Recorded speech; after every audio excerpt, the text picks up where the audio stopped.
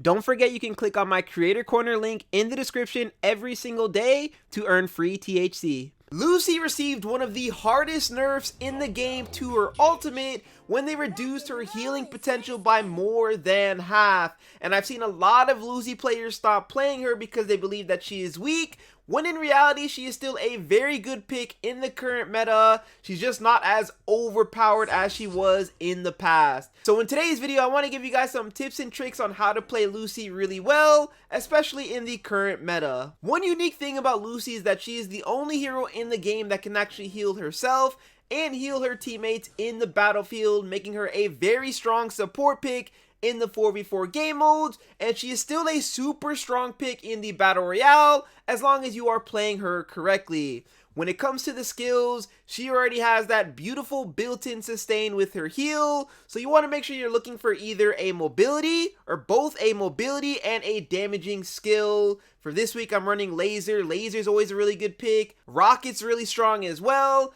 And then for mobility, I like to go with Burrow, but sometimes you might have to go with like a Ghost Fade, or it just sort of depends on what is in the meta. But make sure you can move around really quickly and deal out a lot of damage, because Lucy's damage isn't necessarily the highest, but one of the things that she does really well is scale into the late game. So you want to make sure you farm well in the 4v4s and farm early and fast in the battle royale game modes. What you're looking for in the battle royale is to get those attack speed buffs, because the more you increase your attack speed, the faster you can actually chain off her shots, which will tear down your enemies and really piss them off, especially considering that she is the only character in the game whose auto attack continues to follow you no matter what. If somebody ends up in your auto attacking range and you can hit them with that rectangle, whether they burrow, ghost fade, dash, they could literally teleport all the way across the map. But as long as you initiated your auto attack while your target was on top of them,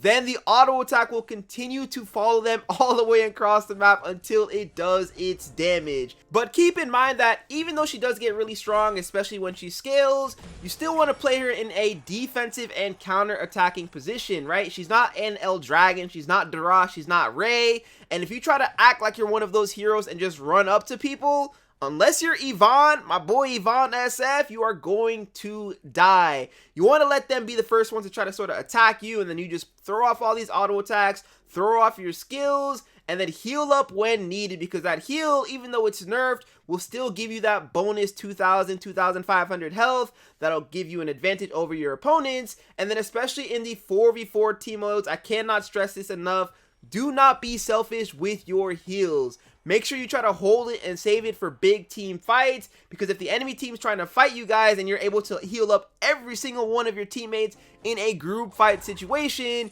you can see why having that bonus 8,000 health pool for your entire team will give you a huge advantage over your enemies.